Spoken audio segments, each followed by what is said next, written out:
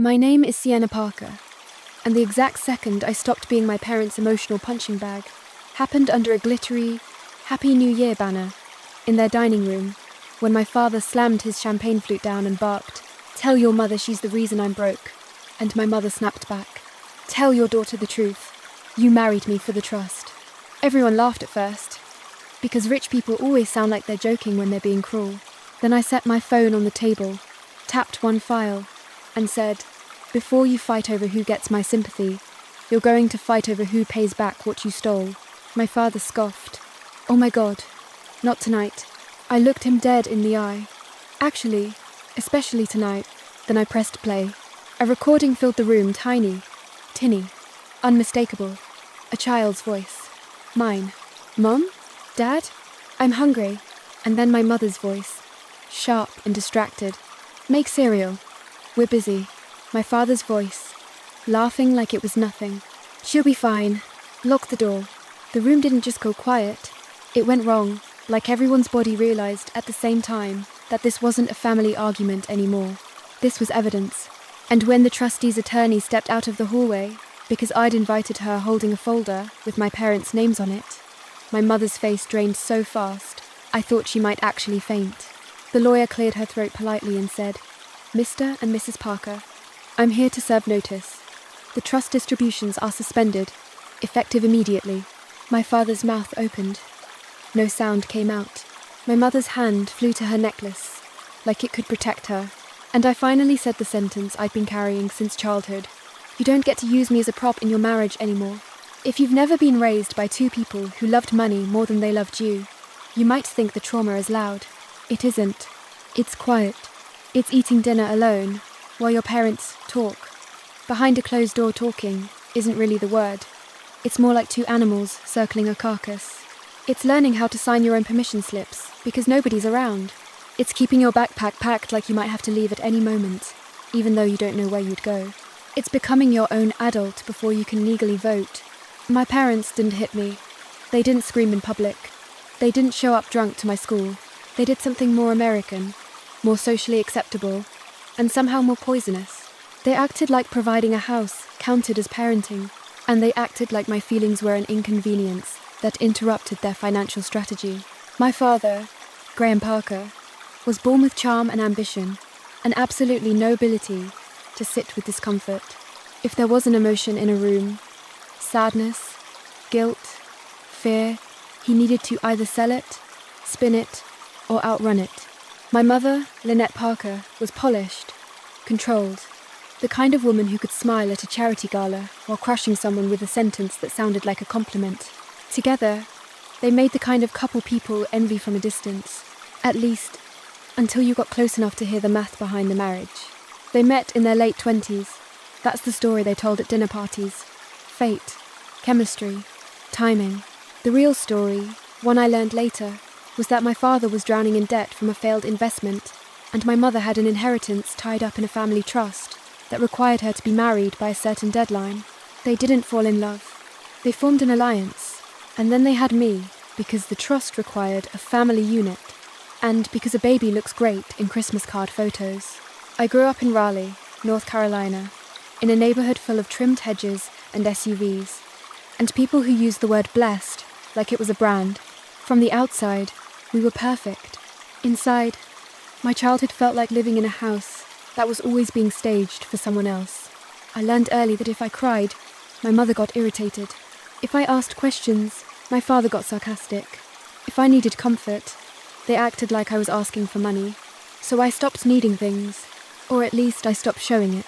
When I was 8, I could pack my own lunch, do my own laundry, and make macaroni without supervision. When I was 10, I knew which neighbors' porch lights meant their home. When I was 12, I had a hidden stash of granola bars in my closet, because I never knew if dinner would happen. My parents weren't gone physically. They were gone emotionally. They lived in the same house, and treated me like background. And the weirdest part was how they used me when it benefited them. When my father needed to look like a family man for a promotion, he'd show up at a school event, squeeze my shoulder too hard, and say, "That's my girl," like he knew who I was. When my mother needed to win a social battle with her friends, she'd parade me around like a trophy straight A, report card in hand, then ignore me for 2 weeks afterward. I became fluent in performance, and I became even more fluent in their fights. My parents fought the way people fight when they're not actually arguing about the dishes.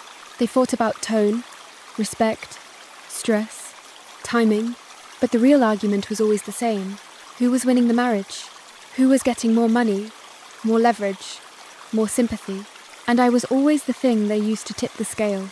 If my mother wanted to punish my father, she'd say, "Sienna doesn't even feel safe around you."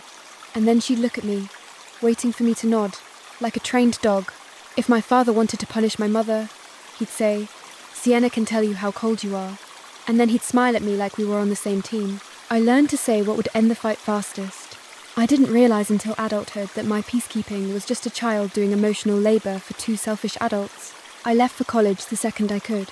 Scholarship, student loans, 2 part-time jobs, whatever it took.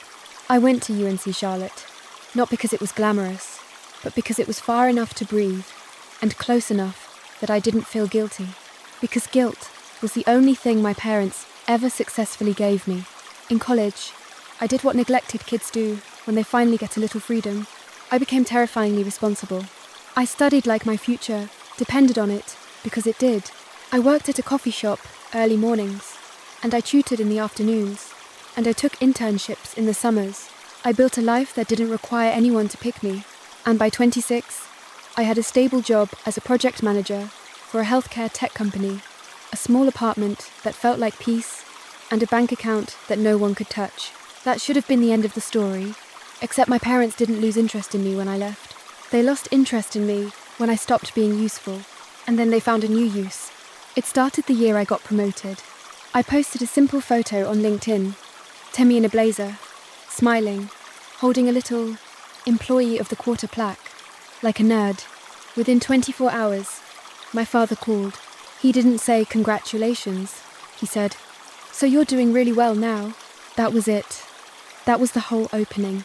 Like my success was a faucet he could turn. I laughed awkwardly, because that's what you do when you're still hoping your parents will act like parents. "Yeah," I said. "It's been a good year." He sighed dramatically. "Must be nice." Then the first request came, not even direct. It was always wrapped in morality. "Your mother has been under a lot of stress," he said. "She's not handling things well. You know how she gets. It would mean a lot if you talked to her." He wasn't asking me to be a daughter. He was asking me to be his therapist. So I called my mother. She answered on the 3rd ring, breathless like she'd been waiting for the moment to unload. "Your father is impossible," she said immediately. "He's reckless. He's selfish. He's draining everything." I leaned back on my couch, staring at my ceiling fan like it might save me. "Hi, Mum," I said. "Oh, Sienna, don't hi me. You have no idea what I deal with." And then it happened, the thing that became my new normal. My parents didn't call to ask about my life. They called to recruit me, to validate them, to make the other one feel small, to collect sympathy, like it was a currency. At first, I tried to handle it like an adult. I suggested counselling. I suggested boundaries. I suggested, very gently, that they were both treating each other like enemies. My father would laugh and say, "You're too young to understand marriage." My mother would sniff and say, "Don't psychoanalyze me." Then, slowly, they shifted, from emotional requests to financial ones. My mother started dropping hints. "The mortgage is ridiculous right now. Interest rates are insane. You're lucky you're not tied down like this." My father started making jokes. "Wish I had a rich daughter to bail me out." They'd never ask straight out at first. They'd just make the room smell like obligation. The first time my father asked directly was right before Thanksgiving. He called while I was at Target buying candles, like a woman trying to pretend she had a normal life. "Sienna," he said, voice unusually soft. I wouldn't ask if it wasn't important. My stomach tightened. It always did when he used that tone. "What's going on?" I asked. He cleared his throat. "I made a mistake. A business thing. It's temporary. I just need a bridge. Just until January." "A bridge," I repeated. 10 grand. He said quickly, like saying it fast would make it smaller. "I'll pay you back. I swear." I stood in the aisle between throw pillows and holiday decor, my cart full of things I didn't need, and felt 8 years old again, trying to calculate what would keep the adults from exploding. I don't have 10 grand to just I started. You do, he interrupted. You're doing great, and I'm your father. That sentence hit me like a slap, not because it was true, because it was the first time he'd used the title as a weapon, out loud. I told him no. I tried to say it kindly. I said I had savings goals. I said I could maybe help with a smaller amount. He went cold instantly. So that's who you are now, he said. You got your little career, and now you're above family. I swallowed hard. Dad, that's not... No, he snapped. I get it. Don't worry about it. He hung up, and I sat in my car afterward and cried not because I wanted to give him money, but because that old part of me still wanted him to mean father when he said the word. 2 days later, my mother called. And this is how you know your parents are using you. She didn't ask if I was okay. She asked what my father had said. He called you, didn't he? She said. Hi, Mum. I tried again. Oh my God, Sienna, she hissed. Don't do that. Don't act like we're strangers. Your father is trying to manipulate you. I stared at my steering wheel. Did you call to warn me? Or to collect information? Silence. Then, excuse me? I felt my heart pounding. Because I didn't talk to my parents like that. I never had. But something inside me, some hidden muscle, was starting to wake up. Mum, I said carefully, I'm not doing this. I'm not passing messages. I'm not picking sides. Her voice sharpened. So you're abandoning me too? There it was, the word that always worked on me. Abandoning, as if a child can abandon the people who left first. I whispered, I'm not abandoning you. Yes, you are, she snapped. You're leaving me alone with him, just like always. You don't understand what it's like to be married to someone who only cares about money. I almost laughed. The irony was so sharp it hurt. Because she was married to him for money too. I didn't say that yet. I wasn't ready, but I felt something shift. A tiny click, like a lock deciding it didn't trust the key anymore. That Thanksgiving, I went home anyway, because part of me still believed there was a version of family where you show up, eat pie, and pretend the past doesn't matter. The house looked like a magazine spread table set with linen napkins, candles, a centerpiece that probably cost more than my grocery bill. My mother hugged me stiffly. My father kissed my cheek like a politician. They smiled for exactly 3 minutes. Then the knives came out. My father criticized the turkey too dry. My mother criticized the wine too cheap. My father complained about her spending. My mother complained about his projects. And then, like always, they turned to me. Tell her, my father said, leaning back with that smug half-smile. Tell her I'm not the villain.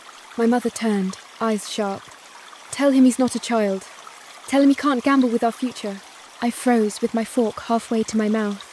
I looked around the table at the other relatives, an aunt, a cousin, everyone pretending not to listen while absolutely listening.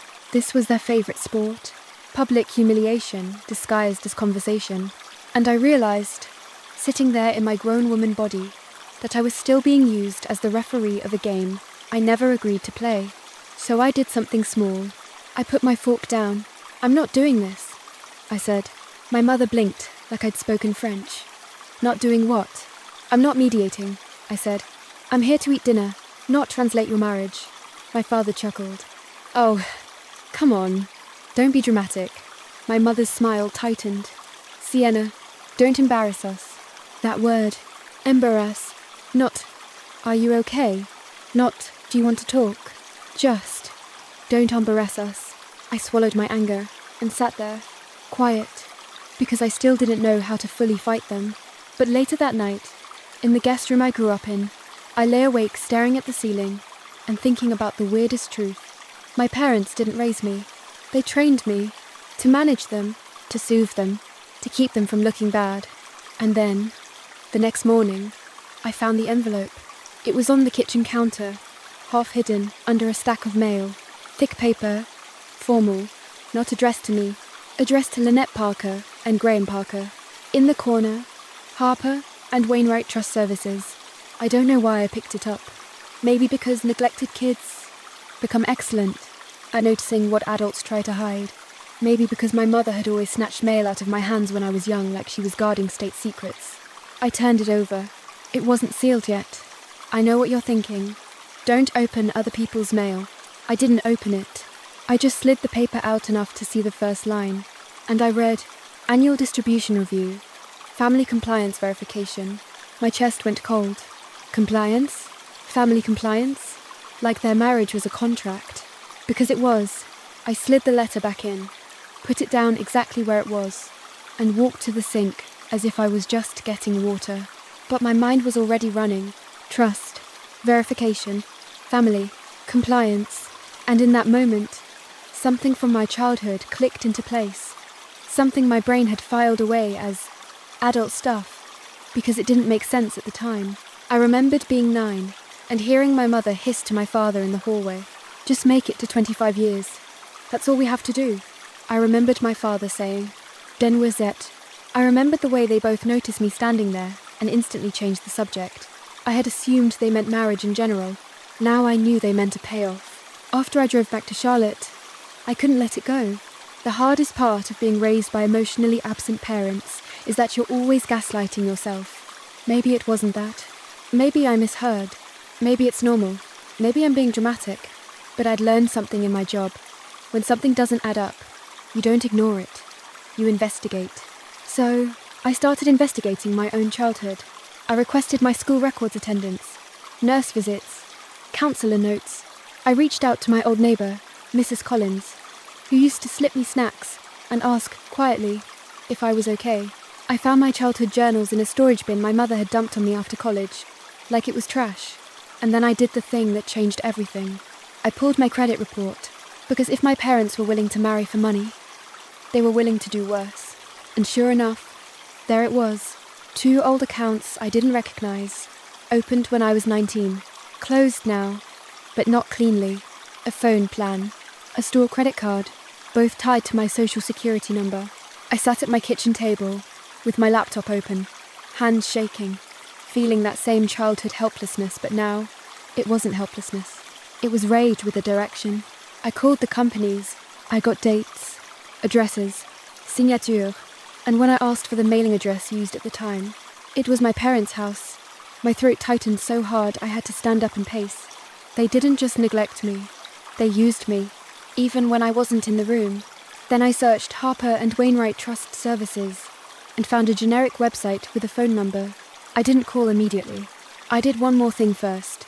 I called my maternal aunt, my mother's older sister, June. June had always been the relative who looked at my parents with a kind of polite disgust, like she could see the rot under the paint. She answered with a tired voice. "Sienna?" "Hi," I said, and my voice cracked, because suddenly I felt like a little kid again. "I need to ask you something, and I need you to be honest." There was a pause. Then June sighed deep, resigned. "Oh, honey," she said softly. "What did they do?" That question told me everything. I swallowed. Was there a trust? Something tied to my parents staying married? Silence. Then June said, very quietly, "Yes." My chest burned. "Why didn't anyone tell me?" I whispered. June's voice tightened. "Because your mother didn't want you to know you were part of a contract." I squeezed my eyes shut. June kept going, gentle but blunt. "Your grandfather, my dad, was a smart man, but he was also naive about your mother. He believed she'd mature. He believed marriage would settle her." My throat felt raw. "What were the terms?" June hesitated. "I don't remember every detail, but I remember the big one. The one your mother hated." I leaned forward like the words could save me. It required them to maintain a stable household and raise their child. Not just have a kid, raise one. A sick laugh bubbled up in my chest. It wasn't funny. It was absurd. "A stable household," I repeated. June's voice turned bitter. "Your mother used to complain that the trust had moral language. She said it was insulting." I stared at my laptop, at my adult bills, at my calm little apartment that I built myself. "Do you know who controls it now?" I asked. June exhaled. "A trustee. Professional, not family. Your grandfather didn't want your mum charming her way into control." My brain snapped into focus. "Do you know the name?" I asked. June hesitated. Then, "Harper and Wainwright." I closed my eyes. Of course. I thanked June, hung up, and sat there in silence, feeling something new. Not grief, not even anger, Clarity, because if the trust had rules, then the trust had power. And if my parents' entire marriage was built on money, then money was the one language they'd finally understand. December rolled in with that weird American blend of stress and sparkle, office holiday parties, travel chaos, people posting matching pajama photos like we all live in the same movie. My parents, naturally, decided to host New Year's. They framed it like a family tradition. It was actually a performance, a house full of witnesses, a perfect time to show the world that the Parkers were thriving. My mother texted me a photo of their table, set in gold chargers, champagne flutes, a banner that said, "Cheers to 2026. Like it was an ad. "Can't wait to have you here," she wrote. "We need family. Need. Not want. Need." My father called 2 days later, voice fake warm. "Hey kiddo, you coming?" "Yeah," I said. He sounded relieved, then immediately shifted into business. "Good, because your mum's been spinning, and I'm not doing this alone." I clenched my jaw. "I'm not mediating." He laughed. "Nobody said mediate. We just need you to be reasonable." Translation: be on my side. My mother called that night and said, "Don't listen to your father. He's trying to manipulate you." Translation: be on my side. And that's when I realized something that should have been obvious years ago. My parents weren't fighting to save their marriage. They were fighting to win me, because whoever won me got to feel justified. And more importantly, whoever won me could try to use me. So I made a plan, not a screaming match plan, not a revenge movie plan. A quiet, boring, devastating plan. Step 1. I contacted Harper and Wainwright. I didn't accuse anyone. I didn't rant. I used my calm, professional voice. "My name is Sienna Parker," I said. "I believe I'm the beneficiary, referenced under a family compliance clause. I'd like to request information regarding my rights to documentation." There was a pause, papers shuffling, a woman's voice. "1 moment, Miss Parker." When she came back, she said, "Yes, we can schedule a meeting. We'll need to verify identity." I laughed softly. "Trust me, I can verify." Step 2. I gathered evidence. Not dramatic, I feel neglected statements. Hard stuff. School attendance records showing I was tardy constantly because no one drove me. Counselor notes describing frequent anxiety and lack of parental engagement. Emails from teachers to my parents that went unanswered. The nurses log me coming in with headaches, stomach aches, asking for crackers. My childhood journals, pages where I wrote things like, "I made dinner again. Mom didn't come home. Dad forgot." And then the biggest one, a statement from Mrs. Collins, my old neighbour, who wrote at my request what she witnessed. Me locked out, me alone, her feeding me, her calling my mum, and being brushed off. Step 3. I set the stage. If I confronted my parents privately, they'd rewrite the story. They always did. So I chose a public moment they couldn't control without showing their ugliness. New Year's Eve, their favourite holiday for pretending. I RSVP'd yes. I packed my suitcase like a normal daughter, and in the side pocket, I tucked a folder that felt heavier than paper. It felt like the childhood I never got. New Year's Eve in Raleigh was cold, but not snowy, the kind of winter that smells like wet pavement and chimney smoke. Their house looked like a lifestyle influencer lived there. White lights wrapped around the porch columns. Wreath on the door, candles glowing in every corner like my mother was trying to perfume the truth out of the air. People were already there when I arrived. My mother's friends from her charity board, my father's golf buddy and his wife, a few cousins who didn't know the real story because my parents only ever shared the glossy version. My mother kissed my cheek. "There she is," she said brightly. "My girl." My father hugged me. "Look at you," he said. "Big city career." It was like being complimented by strangers who knew your resume, but not your soul. I smiled. I played nice. I helped with appetizers, like I hadn't spent the last month building a case against them. Because here's the thing, people like my parents rely on your emotional reaction. They need you to explode so they can call you unstable. So I stayed calm. At 11:15, my father's mood started slipping. You could always tell when he'd had enough to drink, to stop pretending. He started making little digs at my mother about her spending, her image, her friends. My mother responded with sharp little jabs about his business ventures, his ego, his failed ideas. The guests laughed awkwardly. My parents loved an audience, even for fights. At 11:40, my mother cornered me near the kitchen and whispered, "Your father has been asking me to borrow money from the trust distribution."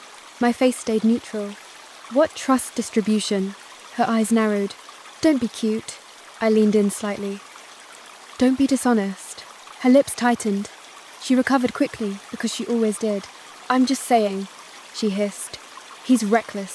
And if he drags us down, you'll be dragged down too. You should talk to him." "Mom," I said softly, "I'm not your mediator." Her smile turned brittle. "God, you've gotten so cold." And I realized she actually believed that. She believed my boundaries were cruelty. At 11:50, my father cornered me near the bar and said, "Your mother's been lying to you. She's the reason things are tight." I sipped water. "I'm not doing this." He smirked. "You always run from hard conversations." I looked at him, and something in me didn't flinch. "No," I said quietly. "I run from manipulation." His eyes flashed. "What's your tone?" And then, like a magic trick, he pivoted. "Sienna," he said, voice suddenly softer. "I'm your dad. I've been struggling. If you could just help me, I could stabilize things. Then everything calms down. Your mum stops acting insane. We all win." There it was, the pitch. I stared at him, and for the first time in my life, I didn't feel scared of losing his approval, because I never really had it. I said, "Okay." His face lit up. He thought he'd won. Then I added, "I'll help you tell the truth." At 11:58, my mother clinked a spoon against her champagne glass, smile bright like a commercial. "All right, everyone," she called. 2 minutes. Let's gather." People moved into the dining room, glittery hats, phones out, ready for the countdown. My mother raised her glass. My father put his arm around her, like they were in love. I stood at the end of the table, calm, watching. "Before we count down," my mother said, "I just want to say how grateful I am. For family, for everything we've built." My father squeezed her waist too hard, smile fixed. "And I'm grateful," he added, "for forgiveness, for second chances, for not holding grudges." Poop. I almost laughed. Then my cousin cheered. "Speech." My mother's eyes flicked to me. "Sienna," she said brightly, "say something. Tell everyone what you're grateful for." There it was. The trap? If I played along, they'd keep the narrative. If I refused, I'd look like the ungrateful daughter. So I smiled and said, "Sure." My mother's smile widened. My father's eyes gleamed. I set my phone on the table. I looked around at the guests and said, "I'm grateful for the truth." A few people chuckled, thinking it was a joke. My mother laughed too loudly. "Oh, Sienna, always so dramatic." I tapped my screen. The recording played. "Mum, Dad, I'm hungry." My mother's face froze. My father's smile faltered.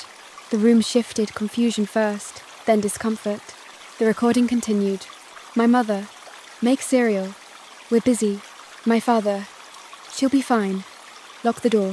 Someone's laugh died in their throat. A woman near the window whispered, "Is that?" I held up a hand gently. "That's me. Age 9. My mother lunged forward, whisper hissing, "Turn that off." I didn't, because this wasn't about embarrassing them. This was about removing their mask. I looked at my parents and said, "Clear and steady. You spent my entire childhood treating me like a requirement you had to maintain, not a person you had to love." My father snapped. "That is insane." My mother's voice went sharp. "You're doing this for attention." I nodded, like I was taking notes. "You always say that when I speak." Then I reached into my bag and slid a folder onto the table. Not aggressively, just decisively. "I met with the trustee," I said. "Harper and Wainwright. The trust you've been pretending doesn't exist." My mother's eyes widened for half a second, pure panic, then she tried to recover. "That's private," she said. My father barked a laugh. "You don't even know what you're talking about." I looked at him. "I know you married her for money. I know she married you because she needed a husband to unlock it. And I know you both needed a child to qualify as a family unit." My mother's face turned red. "How dare you? How dare you?" I cut in. still calm. Use me as a clause. My father slammed his glass down. The exact moment I opened with the moment that used to scare me. Tell your mother she's the reason I'm broke, he barked. My mother snapped back. Tell your daughter the truth. You married me for the trust. And that's when the guests stopped pretending this was funny. Phones lowered. Eyes widened. Someone's champagne flute clinked against a plate with a sharp little sound that felt like reality snapping into place. I turned my phone off and said, Thank you. Now we can stop lying. My mother hissed. You are not doing this tonight. I nodded. I am. Because you built your whole marriage on timing. And you love deadlines. So, here's yours.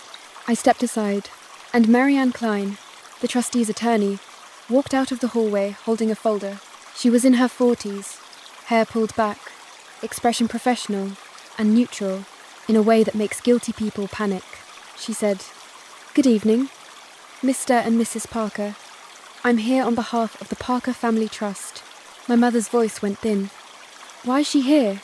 Marianne's eyes flicked to me, briefly, respectful, not emotional, then back to my parents. Miss Parker requested a compliance review, she said, as an adult referenced in the trust language. She has standing to submit documentation. My father sputtered. That's ridiculous. Marianne opened the folder. Based on the submitted evidence and preliminary verification, trust distributions are suspended, effective immediately, pending full investigation. My mother's hand flew to her mouth. My father stepped forward like intimidation would work on a lawyer. You can't do that. That money is ours. Marianne didn't blink. The trust is conditional. It always has been. My mother's voice cracked. This is insane. She's lying. She's vindictive. I spoke softly, but everyone heard me. I'm accurate. My father pointed at me, face twisted. After everything we gave you, I cut him off. A roof isn't parenting. My mother's eyes flashed with something ugly. We sacrificed for you. I nodded once. No, you invested in the minimum required to get paid. That's when my father did what he always did when cornered. He tried to charm the room. He turned to the guests with a laugh that didn't fit anymore. Folks, family drama, right? Kids these days, they get therapy words and think it means they can destroy you at a party. Nobody laughed, because Marianne's folder was real, because my voice wasn't shaking, because truth, when it finally stands up straight, doesn't look like drama. It looks like a woman who's done apologizing for surviving. My mother's eyes darted around the room, looking for allies. My aunt shifted uncomfortably. One of her charity friends stared at the table like she wanted to disappear. My father's golf buddy looked like he'd just watched a man step on a rake. My mother whispered, Sienna, please, not like this. And that word, please, hit me harder than any insult, because it was the first time she'd begged me for anything that wasn't designed to benefit her. But it still wasn't about me. It was about optics. So I said, You taught me not to embarrass you. Tonight I learned something better. You don't get to demand silence from the person you abandoned. My father hissed. You were not abandoned. You lived in a nice house. I nodded slowly. I lived in a nice house, with two strangers arguing over receipts. My mother's voice went cold. What do you want? I looked at her. Really looked. I want you to stop using me, I said. And I want you to stop rewriting my childhood as fine, because it's convenient. My father's hands shook. If you do this, you'll ruin us. I held his gaze. You did that yourself. I'm just finally telling the truth out loud. Marianne cleared her throat gently. We'll be in contact regarding next steps. If misrepresentation is confirmed, the trust may seek reimbursement of prior distributions. My mother made a small choking sound. My father's face went pale, and suddenly, for the first time in my life, I wasn't the kid watching them fight. I was the adult holding the boundary. The countdown clock on the TV still ticked toward midnight, cheerful and oblivious. Someone in the back whispered, Is this real? I answered without turning. Yes. At 11:59, my mother tried one last tactic, her favourite.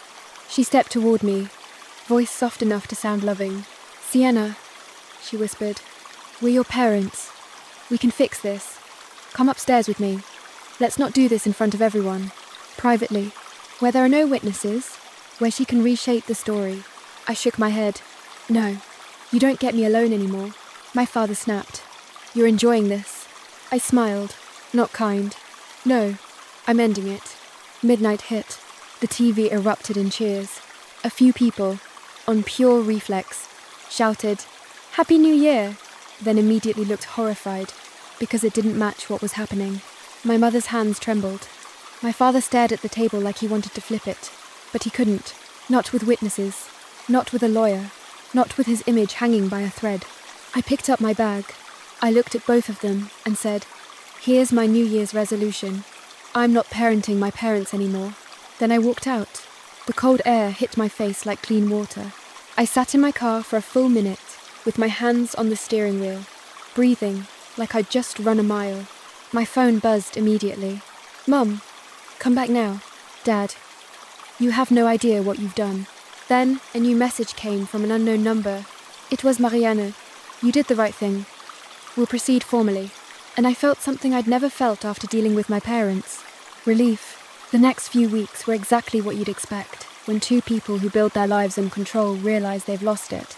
My mother called non-stop sweet one day, vicious the next. She left voicemails like, "Baby, let's talk." Then, "You're a cruel, ungrateful little monster." My father tried a different route. He emailed me from his work account, formal and threatening, like he thought sounding official would scare me. "If you continue this defamation, we will pursue legal action." I forwarded it to Marianne. She replied with one sentence, "Let him." The trust investigation moved slowly, because real systems do, but it moved. And the more it moved, the more cracks appeared in my parents' perfect house. My aunt called me quietly and said, "Your mum is saying you're mentally unstable." I laughed once. Of course she is. Mrs. Collins called and said, "Honey, I'm proud of you." And I cried so hard I had to pull over. My father's golf buddy's wife sent me a message on Facebook. "I'm sorry. I didn't know." That was the strangest part. People kept saying they didn't know. And I realized how hard my parents had worked to make sure nobody did. Then the twist landed, because there's always a twist when money is involved. Marianne called me on a Tuesday afternoon while I was in the middle of a work sprint. Her tone was careful. "Miss Parker," she said, "we found something else." My stomach tightened. "What?" "The trust distributions weren't just conditional on marital status and raising a child," she said. "They were conditional on maintaining a stable household and not using the child's identity for financial benefit." My throat went dry. "What does that mean?" "It means," she said, "there are indications your social security number was used as collateral in a loan package connected to your father's business venture." I closed my laptop slowly, like my body needed to reduce movement to stay calm. "So they..." My voice shook. "They used me." Marianne's voice softened slightly. "We're still verifying. But yes, there are documents." I thought about those credit accounts, the phone plan, the store card, the mailing address. And suddenly, the neglect wasn't the whole story. They didn't just fail to raise me. They treated me like a resource. I told Marianne, "I have my credit report. I have the account details. I'll have my team review them," she said. "And Sienna, this may cross into criminal territory." I stared at the wall in my quiet apartment and felt something inside me settle. Not fear, not panic, resolve. Because here's what my parents never understood. A child who raises herself becomes an adult who knows how to survive a war. They thought I'd keep being the soft place to land. They forgot I learned how to land alone. I filed a police report, not because I was eager to punish them, because I was done protecting them. I froze my credit. I documented everything. And I stopped answering calls that weren't respectful. The first time my mother showed up at my apartment unannounced, I didn't open the door. She stood in the hallway like she owned the building and hissed through the wood, "Sienna, you're going to regret this." I spoke through the door. "Calm. I already regretted my childhood," I said. "I'm not adding adulthood to the list." She went silent.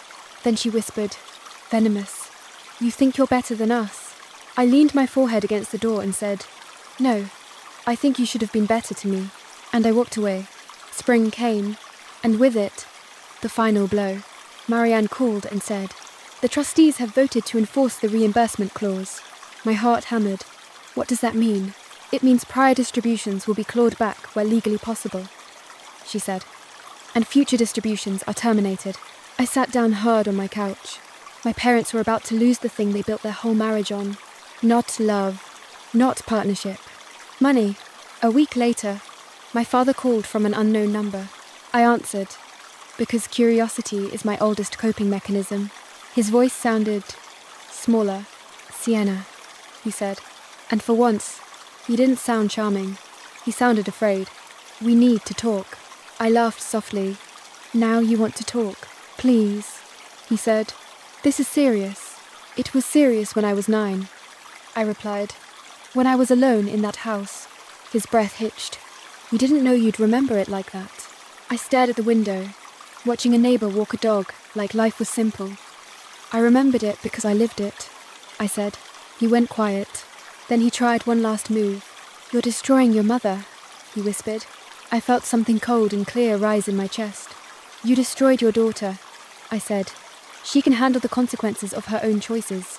And I hung up. My mother didn't call after that. Not for a while. Then one day, months later, an envelope arrived. Handwritten. No return address. Inside was one sentence. I hope you're happy. I stared at it for a long time. Then I wrote my own sentence on a blank piece of paper and slid it into a folder I keep for reminders. I hope you learn what love actually costs. Because love isn't money. Love isn't image. Love is showing up when nobody's watching. And my parents never did. A year after that New Year's party, my life looked quieter, in the best way. I went to work. I paid my bills. I cooked dinner, without feeling like I had to earn it. I made friends who didn't confuse loyalty with obedience. I started dating a man who asked, "How do you feel?" and actually waited for the answer. I went to therapy not because my parents were right about me being unstable, but because I deserved a brain that wasn't always bracing for impact. And one night, sitting on my balcony with a cheap glass of wine and the city humming below, I realized the thing that finally felt like freedom. My parents could keep their story. I didn't need it anymore. I had mine, and mine was true. Sometimes revenge isn't screaming. Sometimes it's paperwork. Sometimes it's refusing to carry shame that was never yours. Sometimes it's letting the people who abandoned you finally face the loneliness they handed you as a child. And the lesson I wish someone had told little me is this. You don't owe your parents access to you just because they share your blood. You owe yourself a life that feels safe.